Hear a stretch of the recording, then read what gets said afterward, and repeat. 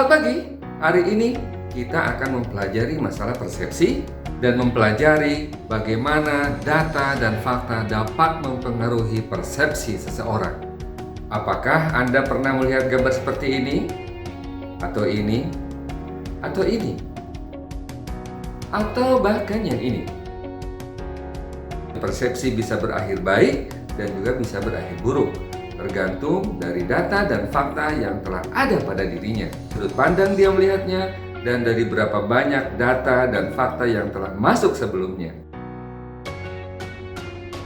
Seorang penulis, Jim Taylor, mengatakan bahwa perception is not reality. Ya, persepsi bukan kenyataan, tetapi persepsi bisa berakhir baik dan juga bisa berakhir buruk, tergantung dari data dan fakta yang telah ada pada dirinya, yang kemudian data dan fakta itu mendrive dirinya untuk melakukan sebuah action.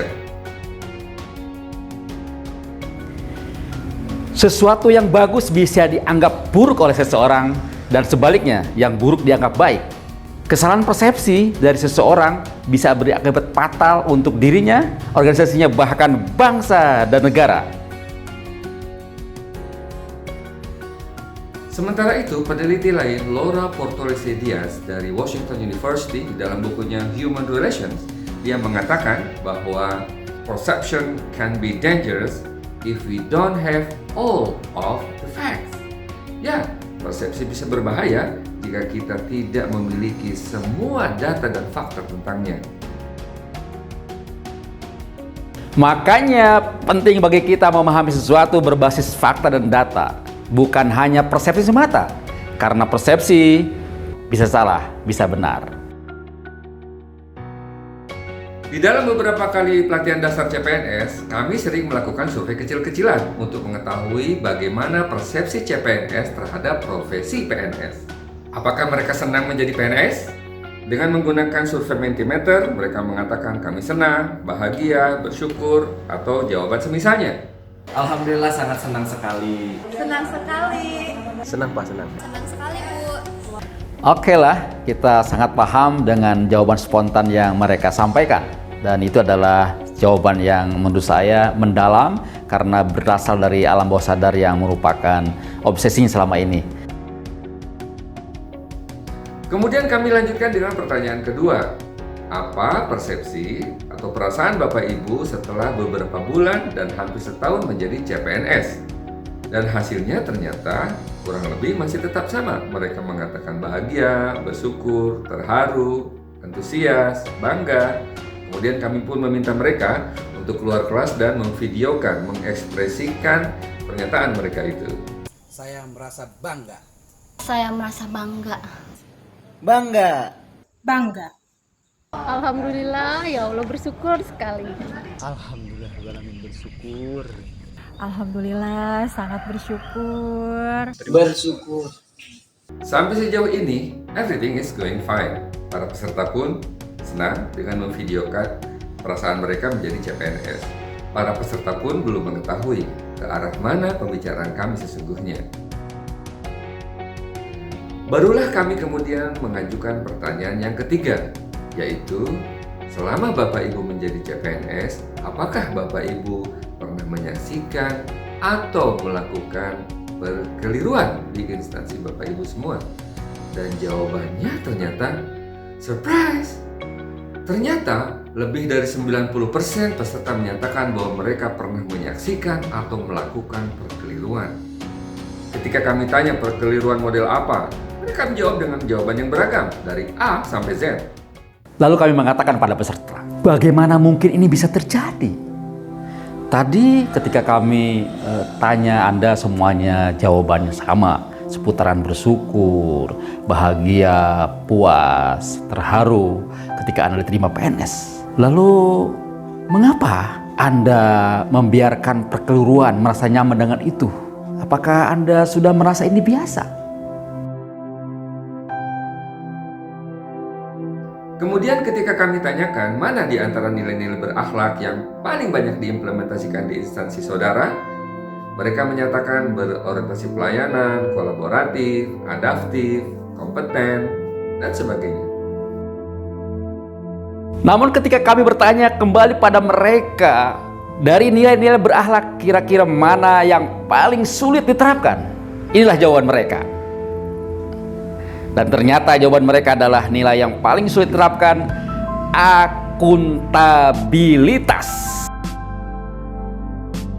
Survei kecil-kecilan ini sering kami lakukan di beberapa kelas pelatihan dasar CPNS dan hasilnya kurang lebih sama. Hasil ini seolah-olah mengamini hasil survei yang dilakukan oleh Lembaga Survei Indonesia tentang persepsi korupsi.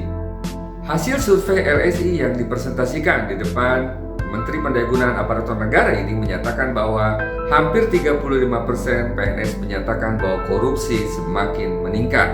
Bahkan ketika pertanyaan itu ditanyakan kepada para pengusaha, pelaku bisnis, ternyata bahkan lebih dari 50% mereka menyatakan bahwa korupsi semakin meningkat.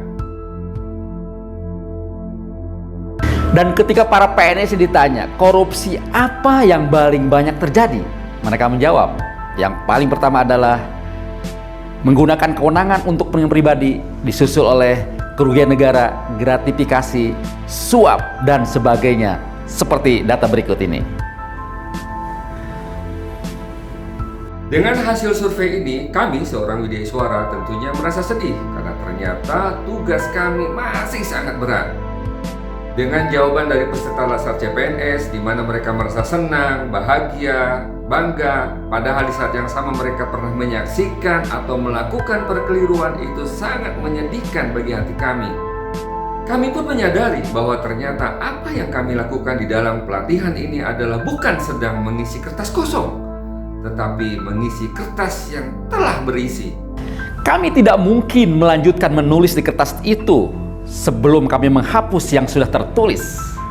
Kami, para Widya Iswara yang telah dididik dengan berbagai macam pelatihan anti korupsi seperti tunas integritas, pelatihan revolusi mental, tentunya kami merasa terpanggil untuk menyampaikan kembali apa yang kami dapatkan pada pelatihan tersebut.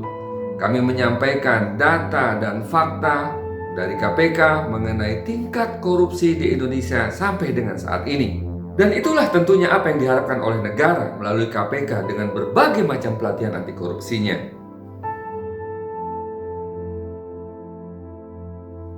Apa yang sedang kami lakukan dalam pelatihan ini adalah kami berusaha untuk menyeimbangkan persepsi mereka tentang profesi PNS agar mereka lebih berhati-hati di dalam melaksanakan tugas dan tanggung jawab mereka sebagai PNS. Target kami dalam setiap pembelajaran di kelas, kami ingin menginteraksikan nilai-nilai berakhlak agar mereka paham, agar mereka mengerti bahwa yang mereka saksikan di instansinya yang tentang perkeliruan itu tidak layak ditiru, tidak layak dilakukan. Negara melarangnya dan agama pun mengharamkannya.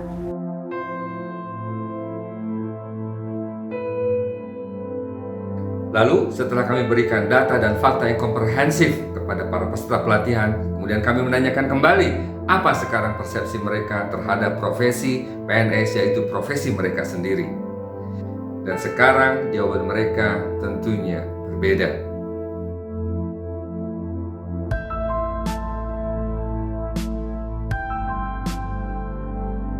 Dan inilah apa yang mereka nyatakan setelah mengikuti pembelajaran dari kami.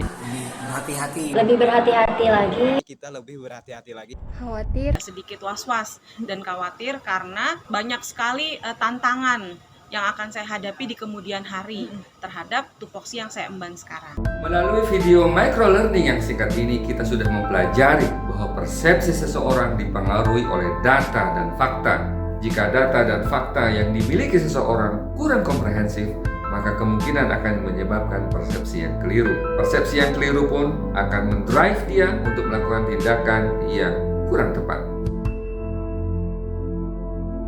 Kita semua berharap dalam waktu yang akan datang akan lahir generasi muda ASN yang patuh pada negaranya Dan takut pada Tuhannya.